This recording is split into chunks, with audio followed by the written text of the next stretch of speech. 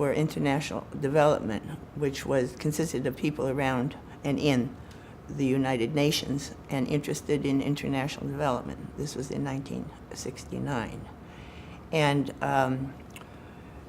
we met there. He said he was starting a venture capital company, and he said to me, did I want to learn the business from the ground up, which I later learned was his code for paying me very little. But I looked around, I ran around New York to learn there was no industry at that time. It was very pioneering.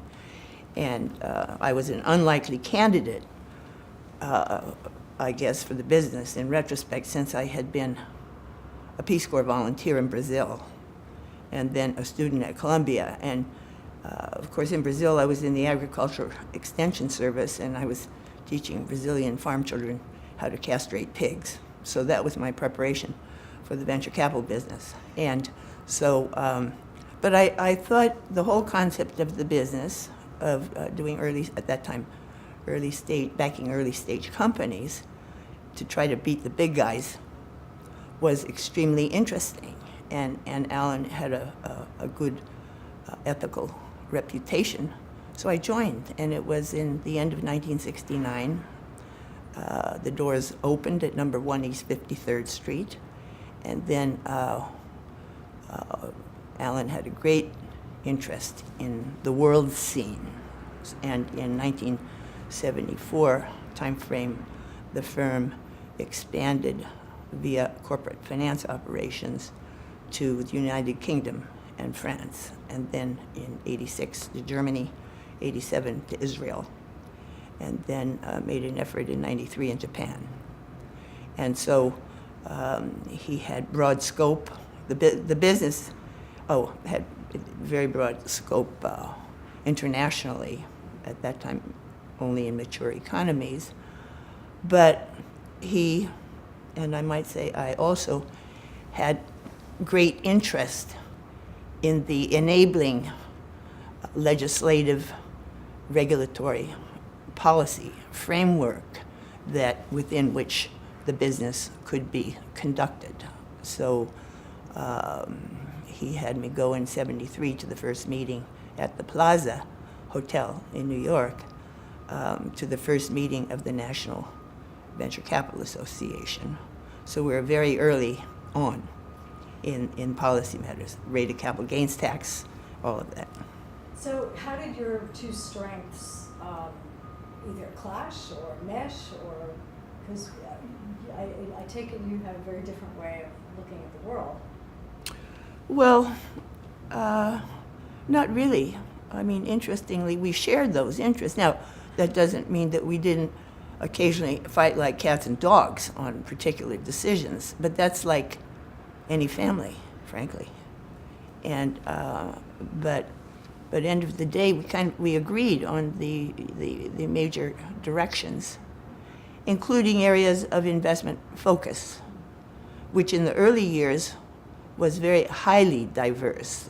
The degree of specialization that arose later in the industry did not exist at that time. So, I mean, the early deals ranged from deal Alan did prior to the formation of the firm was the formation of New York Magazine. But shortly thereafter, when the firm was formed, we backed a secondary lead smelting company. And then we backed a spin-out from GTE Sylvania to electronically track the movement of railroad cars in North America, because prior to that, they were still using paper bills of lading, which kept getting lost. So, which meant the boxcars of wheat were lost. But anyway, but it was that diverse. And I mean, there were only a few, we were tiny. All the firms at that time were very small. And the total capital under management to put at risk in the U.S. Until 1979 never exceeded approximately 700 million. And in 1979, the pension fund rules under ERISA were changed to permit pension funds to invest in venture capital as an asset class. And prior to that, due to the structure of the rules, they could not. What were some of the the companies that have exploded that you and Alan worked on together? Well, certainly Apple Computer. Can you start with a sentence? Some of the companies that grew quickly included ones in computer-related businesses. Getting a assignment. Which is not Assign the necessary. whole harmless. Sign whole harmless, I'm sure. You got it. Okay. Yeah. Go ahead. So talk to me about 1979. What was so interesting about 1979 was a transformational year for the then venture capital industry and the subsequent leveraged buyout business, which then began to call itself the private equity business after it had to change its name because of the number of scandals. But anyway, the reason 1979 was transformational was that, as I mentioned, pension funds after that were able to invest in the asset class at scale. Prior to 79, they were governed by something called the prudent man rule, which held that if a single loss occurred in a risk capital portfolio, the trustees individually would have to bear the loss. After 1979, it was based on the overall performance of a portfolio of companies. So if you had 10, a couple failed and others succeeded, then the trustees could back that kind of thing with equanimity and without fear. So after the passage of that prudent man provision in Washington, the other countries also adopted it, and the amount of capital under management for private investment of different kinds grew to today in the hundreds of billions. So it just transformed it. Scale of capital under management transforms everything. Your investment strategy changes. You have a lot of capital to deploy, and the same was true of Alan's firm, because over time it became more of a buyout company. When we started up, we had something like 2.6 million under management, and then several private family clients on retainer that could take their pro rata share of each investment, because individuals were the primary backers of the asset class at that time. After institutions came in 79, the amount of capital under management mushroomed worldwide. And when I retired from the firm for the second time in 2000, we had about 16 billion versus 2.6 million. So he oversaw, conceived of and oversaw international expansion of capital under management, and clearly expansion of the number of partners and other employees of the firm in all of the countries that I mentioned. So talk to me about some of the earliest companies that have gone on to really succeed. Several of the companies went on to succeed. Certainly, the firm backed Apple Computer in the mid-70s, what became AOL in the early 80s, and a company out of Carnegie Mellon in asynchronous transfer mode devices that also became very large. In Britain, there were several companies that also grew to scale. Waterstone, the chain of bookstores. The nature of the deals, early deals in Europe, tended to be more commerce and less technical. That was in both France and the United Kingdom, and indeed in Germany later. Israel tended to be technological. It varies with the economy. And some others that, because I became, with Alan's blessing,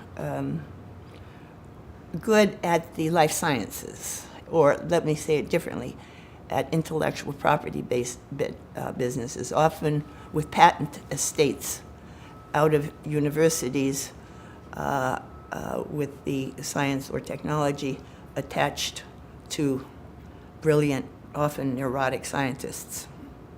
And so companies such as Centocor in monoclonal antibody therapeutics and diagnostics was one that I worked with very successfully. Another called Agurun Pharmaceuticals in San Diego became the world leader in HIV protease inhibitors. And we, that is to say, what is now Apex US and Apex UK, even backed Dolly the cloned lamb in Scotland. And she and her sisters were making high-value pharmaceutical proteins in the in the milk from genetically altered mammary glands. And they were making it at 1/1000th of the cost of conventional synthesis. So their first pharmaceutical was alpha-1 antitrypsin against cystic fibrosis and genetic emphysema.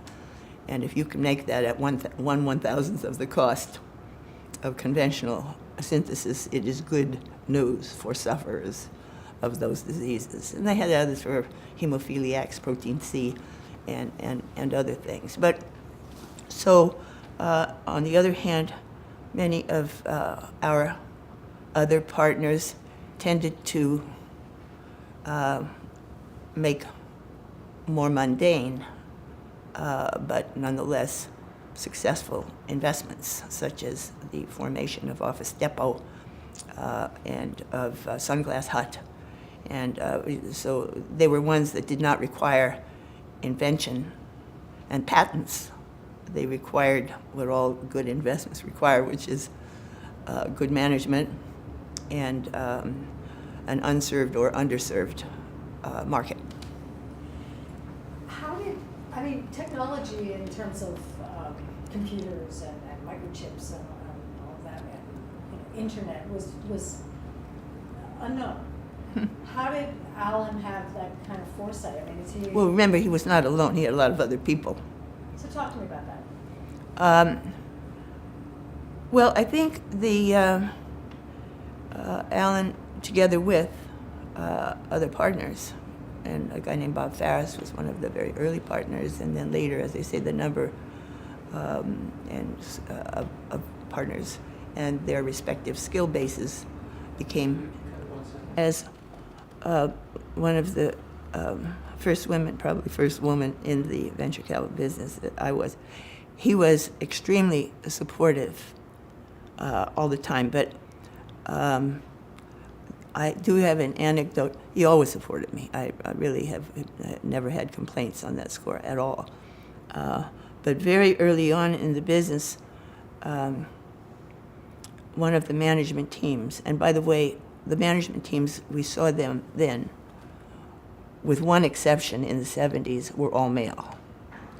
We had one deal from a woman who is still a friend, a woman in Chicago. We did not do the deal, but her daughter has been staying with me in Russia for a while. Anyway, so this management team called Alan and said, do we have to work with that girl? I was that girl. And he said, because we were a small firm, he said, well, she's all we've got. So I admit it wasn't overwhelmingly flattering to me, but it was supportive, and I got a kick out of it. So. You just answered another question that I had, which was, he seems to have an incredible respect for sharp businesswomen. What does he see? What is that in this situation that you just said, what does he see that most men at that time, anyway, didn't see? Well, Alan, over the years, hired and made partner several women. And I think he simply was not blinded by the fact of gender. He is direct and to the point, and wants others to be direct and to the point. And if you happen to be that type of female, that's good. Happens to be male, that's good too. But I think he has very low tolerance for politics and nonsense. in the firm, because you have to be, and he is, endlessly intellectually curious. That is a requirement for this business. And since you, that is to say a partner, the firm, only makes money if your investors make money, there has to be almost absolute integrity in the due diligence process and the investment decision-making process. It's a risk decision. They are hard to make. You never know everything. I mean, the world has to unfold in order to tell you whether you were right or wrong, to tell you the truth. And so if you fudge in the process of figuring out whether and how to do a deal, the only person that you hurt is yourself, because fudging is not allowed. Mistakes are. Honest mistakes. We all make them. So he has that, both insists on the integrity, the straightforwardness, and which are equally abundant in the female sex as the male. And that's it. Anything you'd like to say to him? Just look in the camera and say it. Oh, I have had great fun working with you all these years, Alan, and my memory is still better than yours, and I look forward to doing more deals with you. Okay. You know, one of the comments he made during his talk, when we asked him, you know, things that he was most proud of, and he stopped for a second and he said, working with you. And the fact that you became the first woman to be the chair of the National Venture Capital Association. Oh, isn't that nice? Well, I said the same thing. That's right. Yeah. This is going to be good. How many people are you interviewing? Who are attached to Alan, 3. Yeah, okay. Good. So you and Scott Kernan and who else? Wait, who else?